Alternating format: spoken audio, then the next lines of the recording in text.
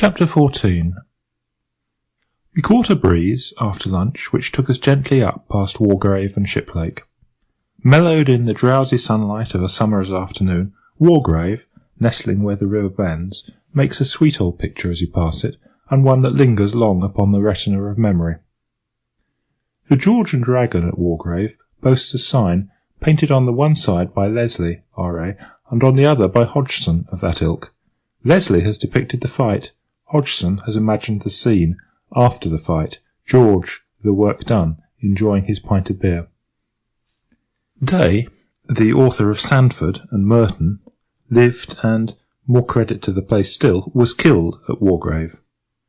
In the church is a memorial to Mrs. Sarah Hill, who bequeathed £1 annually to be divided at Easter between 2 boys and 2 girls who have never been undutiful to their parents, who have never been known to swear or to tell untruths, to steal or to break windows.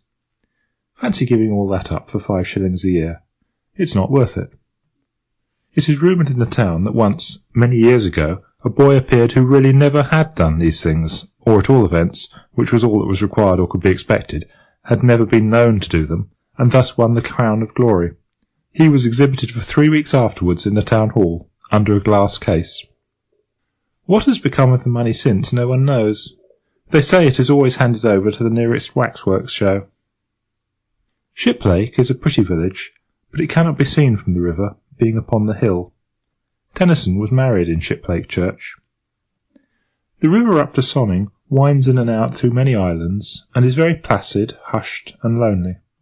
Few folk, except at twilight, a pair or 2 of rustic lovers, walk along its banks. Harry and Lord Fitznoodle have been left behind at Henley, and dismal, dirty Reading is not yet reached. It is a part of the river in which to dream of bygone days, and vanished forms and faces, and things that might have been, but are not. Confound them. We got out at Sonning, and went for a walk round the village. It is the most fairy-like little nook on the whole river. It is more like a stage village than one built of bricks and mortar. Every house is smothered in roses, and now, in early June, they were bursting forth in clouds of dainty splendour. If you stop at Sonning, put up at the Bull, behind the church. It is a veritable picture of an old country inn, with green, square courtyard in front, where, on seats beneath the trees, the old men group of an evening to drink their ale and gossip over village politics, with low, quaint rooms and lattice windows, and awkward stairs and winding passages. We roamed about Sweet Sonning for an hour or so, and then, it being too late to push on past Reading, we decided to go back to one of the Shiplake Islands, and put up there for the night. It was still early when we got settled, and George said that, as we had plenty of time, it would be a splendid opportunity to try a good slap-up supper.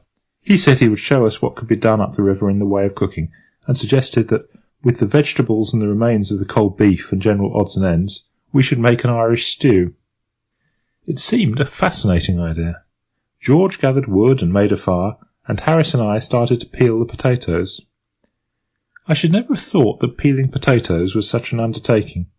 The job turned out to be the biggest thing of its kind that I have ever been in. We began cheerfully, one might almost say skittishly, but our light-heartedness was gone by the time the first potato was finished. The more we peeled, the more peel there seemed to be left on. By the time we'd got all the peel off and all the eyes out, there was no potato left, at least none worth speaking of. George came and had a look at it. It was about the size of a peanut. He said, "Oh, that won't do, you're wasting them. You must scrape them." So we scraped them, and that was harder work than peeling. They're such an extraordinary shape, potatoes, all bumps and warts and hollows. We worked steadily for 25 minutes, and did 4 potatoes. Then we struck. We said we should require the rest of the evening for scraping ourselves. I never saw such a thing as potato scraping for making a fellow in a mess. It seemed difficult to believe that the potato scrapings, in which Harris and I stood, half smothered, could have come off 4 potatoes. It shows you what can be done with economy and care. George said it was absurd to have only 4 potatoes in an Irish stew, so we washed half a dozen or so more and put them in without peeling. We also put in a cabbage and about half a peck of peas. George stirred it all up, and then he said there seemed to be a lot of room to spare. So we overhauled both the hampers and picked out all the odds and ends and the remnants and added them to the stew. There were half a pork pie and a bit of cold-boiled bacon left, and we put them in. Then George found half a tin of potted salmon, and he emptied that into the pot. He said that was the advantage of Irish stew. You got rid of such a lot of things. I fished out a couple of eggs that had got cracked and put those in. George said they would thicken the gravy. I forget the other ingredients, but I know nothing was wasted, and I remember that towards the end Montmorency, who had evinced great interest in the proceedings throughout, strolled away with an earnest and thoughtful air, reappearing a few minutes afterwards with a dead water rat in his mouth, which he evidently wished to present as his contribution to the dinner. Whether in a sarcastic spirit, or with a genuine desire to assist, I cannot say. We had a discussion as to whether the rat should go in or not. Harris said he thought it would be all right, mixed up with the other things, and that every little helped, but George stood up for precedent. He said he had never heard of water rats in Irish stew, and he would rather be on the safe side and not try experiments. Harris said, "If you never try a new thing, how can you tell what it's like? It's men such as you that hamper the world's progress. Think of the man who first tried German sausage." It was a great success, that Irish stew. I don't think I ever enjoyed a meal more. There was something so fresh and piquant about it. One's palate gets so tired of the old hackneyed things. Here was a dish with a new flavour, with a taste like nothing else on earth. And it was nourishing, too. As George said, there was good stuff in it. The peas and potatoes might have been a bit softer, but we all had good teeth, so that did not matter much, and as for the gravy, it was a poem. A little too rich perhaps for a weak stomach, but nutritious. We finished up with tea and cherry tart. Montmorency had a fight with the kettle during tea time, and came off a poor second. Throughout the trip he had manifested great curiosity concerning the kettle.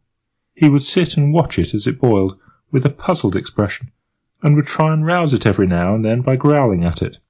When it began to splutter and steam, he regarded it as a challenge, and would want to fight it, only at that precise moment someone would always dash up and bear off his prey before he could get at it.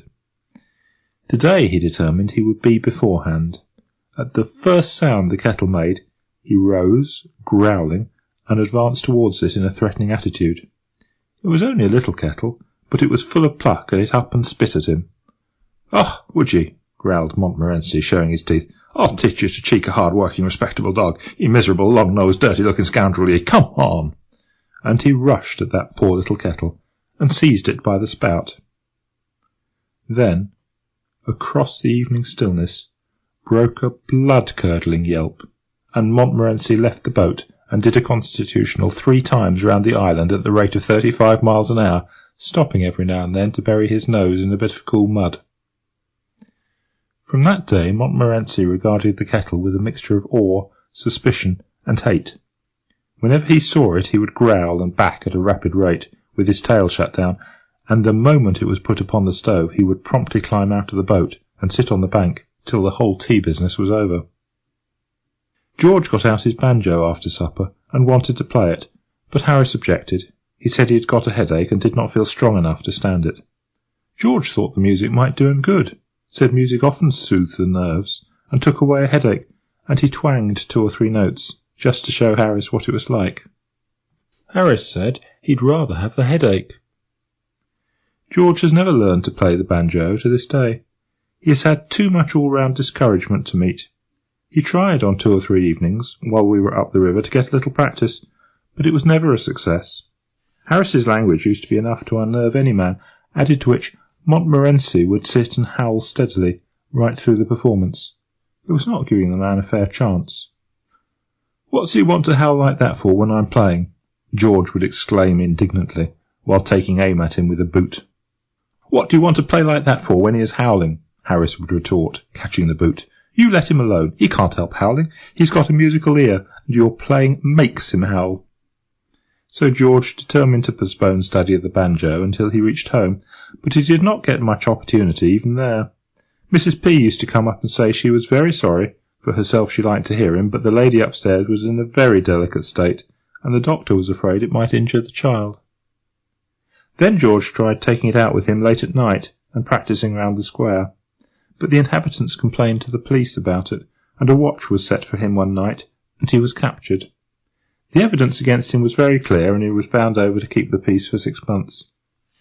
He seemed to lose heart in the business after that. He did make one or two feeble efforts to take up the work again when the 6 months had elapsed, but there was always the same coldness, the same want of sympathy on the part of the world to fight against, and after a while he despaired altogether, and advertised the instrument for sale at a great sacrifice, owner having no further use for same, and took to learning card tricks instead. It must be disheartening work, learning a musical instrument.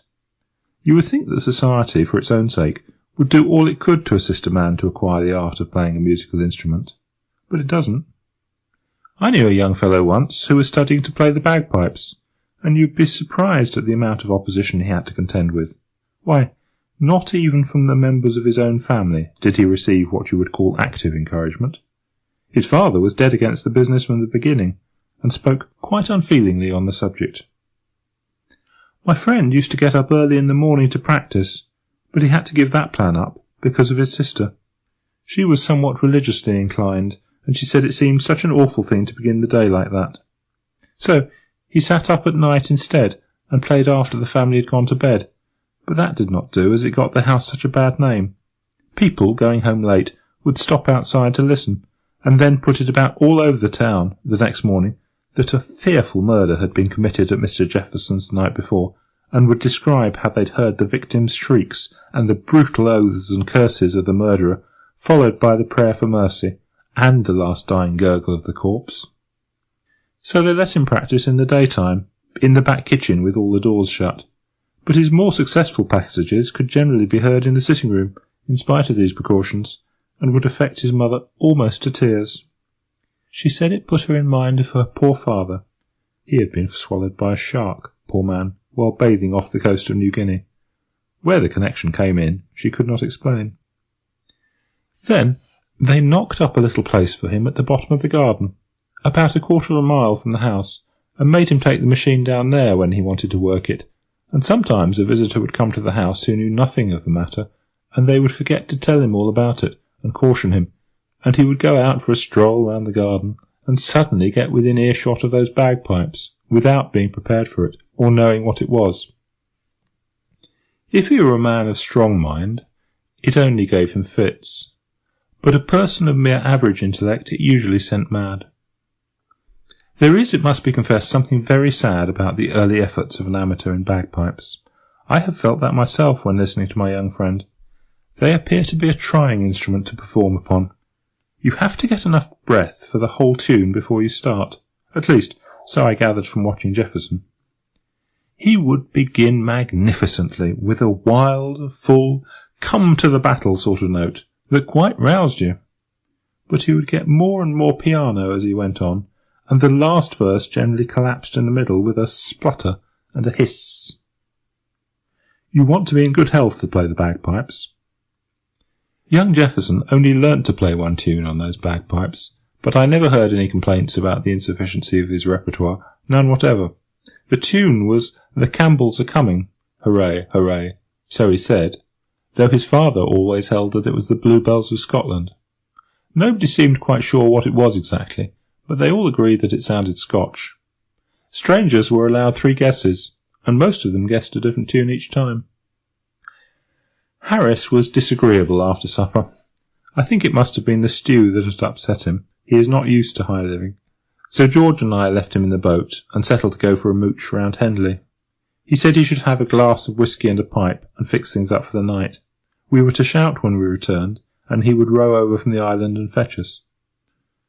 "Don't go to sleep, old man," we said as we started. "Not much fear of this while this stew's on," he grunted, as he pulled back to the island.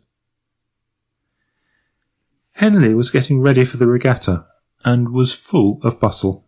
We met a goodish number of men we knew about the town, and in their pleasant company the time slipped by somewhat quickly, so it was nearly 11 o'clock before we set off on our 4-mile walk home, as we had learned to call our little craft by this time.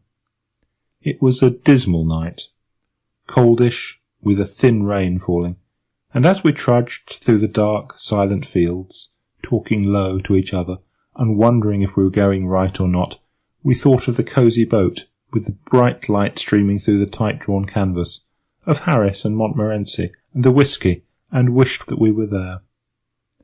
We conjured up the picture of ourselves inside, tired and a little hungry, of the gloomy river and the shapeless trees, and, like a giant glowworm underneath them, our dear old boat, so snug and warm and cheerful. We could see ourselves at supper there, pecking away at cold meat, and passing each other chunks of bread. We could hear the cheery clatter of our knives, the laughing voices filling all the space and overflowing through the opening out into the night. And we hurried on to realise the vision. We struck the towpath at length, and that made us happy, because prior to this we had not been sure whether we were walking towards the river or away from it, and when you are tired and want to go to bed, uncertainties like that worry you. We passed Skiplake as the clock was striking the 11:45, and then George said, thoughtfully, "You don't happen to remember which of the islands it was, do you?" "No," I replied, beginning to grow thoughtful too. "I don't. How many are there?" "Only 4, answered George. "It will be all right if he's awake." "And if not?" I queried, but we dismissed that train of thought. We shouted when we came opposite the first island, but there was no response, so we went to the second and tried there and obtained the same result. "Oh, I remember now," said George. "It was the third one." And we ran on hopefully to the third one, and hallooed. No answer. The case was becoming serious. It was now past midnight. The hotels at Skiplake and Henley would be crammed, and we could not go round knocking up cottagers and householders in the middle of the night to know if they let apartments. George suggested walking back to Henley and assaulting a policeman, and so getting a night's lodging in the station house. But then there was the thought, suppose he only hits us back and refuses to lock us up? We could not pass the whole night fighting policemen. Besides, we didn't want to overdo the thing and get 6 months. We despairingly tried what seemed in the darkness to be the 4th island, but met with no better success. The rain was coming down fast now, and evidently meant to last. We were wet to the skin, and cold, and miserable. We began to wonder whether there were only 4 islands, or more, or whether we were near the islands at all, or whether we were anywhere within a mile of where we ought to be, or in the wrong part of the river altogether. Everything looked so strange and different in the darkness. We began to understand the sufferings of the babes in the wood. Just when we had given up all hope, yes, I know that is always the time that things do happen in novels and tales, but I can't help it. I resolved when I began to write this book that I would be strictly truthful in all things, and so I will be, even if I have to employ hackneyed phrases for the purpose.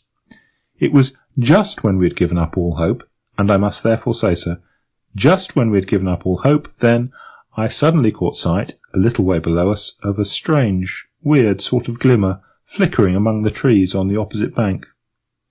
For an instant I thought of ghosts. It was such a shadowy, mysterious light. The next moment it flashed across me that it was our boat, and I sent up such a yell across the water that made the night seem to shake in its bed. We waited breathless for a minute, and then, oh, divinest music of the darkness, we heard the answering bark of Montmorency. We shouted back loud enough to wake the 7 sleepers. I never could understand myself why it should take more noise to wake 7 sleepers than 1, and after what seemed an hour, but what was really, I suppose, about 5 minutes, we saw the lighted boat creeping slowly over the blackness, and heard Harris's sleepy voice asking where we were. There was an unaccountable strangeness about Harris. It was something more than mere ordinary tiredness. He pulled the boat against a part of the bank from which it was quite impossible for us to get into it, and immediately went to sleep.